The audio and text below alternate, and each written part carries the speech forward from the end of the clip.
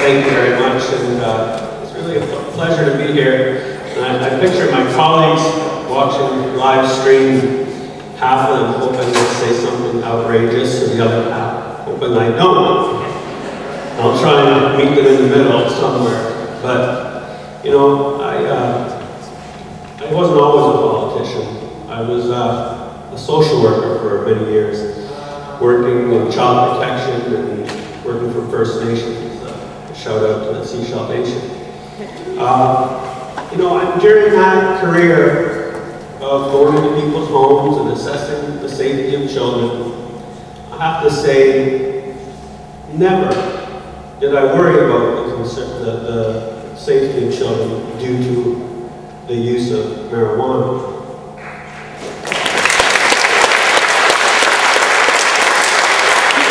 The issue I saw on a daily basis had to do with poverty, had to do with, you know, difficulties in parenting skills, but they were not related to a substance, they were not related to marijuana. And just saying that, you know, I think it should be clear, that, you know, this kind of discussion at this point in history should not be a controversial subject. But it is because of the way issues are characterized, and that's fair, I understand that. There are debates in different jurisdictions across North America and Europe and other places. You know, this is fundamentally a public policy issue. And my role as a legislator, as an elected member of the Legislative Assembly for Powell River Sunshine Coast, is to make sure that public policy that we pass in the legislature is adequately scrutinized and given proper contemplation and passed if it's in the best interest of the people of the province. Now, clearly, the laws that we're talking about, except for the Sensible Policing Act, we're talking about generally federal issues. But of course, federal issues affect us because we live in Canada, but we also live in British Columbia. And I just think it's important for people in the audience to know that legislation, provincial legislation, gets changed when there is a demand and expectation, a hope from the citizens of that province to create that change. And that's not always the case. There are some laws that are kind of sometimes a little bit on the edge. You wonder why certain laws get passed, and you wonder how they came about in the first place. But in this case, talking about marijuana, and I've spoken about marijuana in the legislature. In fact, I made a statement once, and it was to do with medical marijuana, that it should be covered by MSP for those who.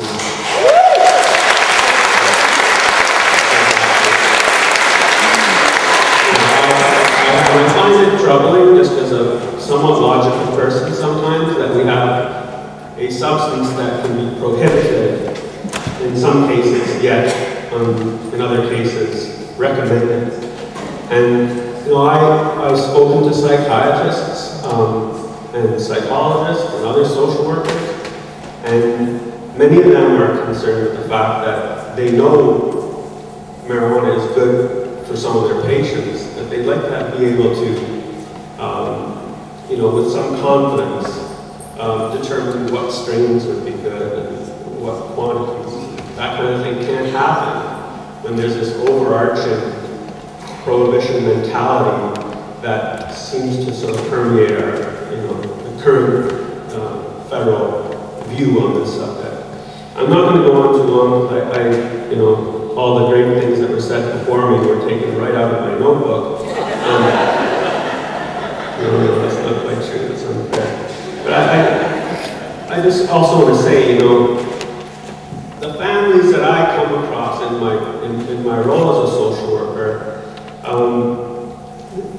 I'm concerned for the well-being of families when their health and safety is threatened by incarceration. That was a problem. When I came across families that were split up because of laws that were unfair. I also just want to say that as a politician, people come to me with problems. So from all over the province, I'm not going to identify people, but you know, I think it's wrong for me to be in a position where I say I can't help someone who's being negatively impacted by marijuana legislation. I know people who are suffering from physical ailments that are alleviated by their access to marijuana. And it's wrong for me to suggest that they shouldn't have access to that. And I think if you carry that logically to its conclusion, we'll see that we have laws that contradict, in a way, what general perceptions are.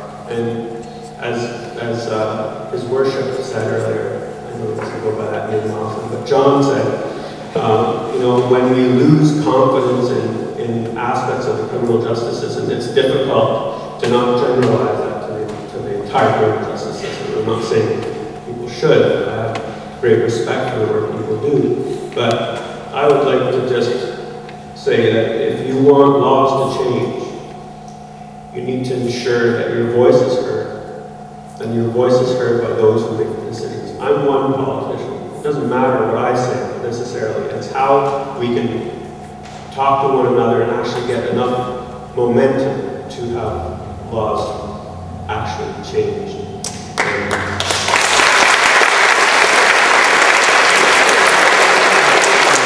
I'm not going to do a political pitch here, but my brother's an evolutionary biologist, and he talks about the theory of many wrongs, and it's the theory that migratory birds, when in a large flock, they're more accurate in their destination. So individually, they may not find their way, but collectively, all by being a little bit wrong, they're actually evening out, and they get closer to their destination. So the bigger the flock, the better the direction.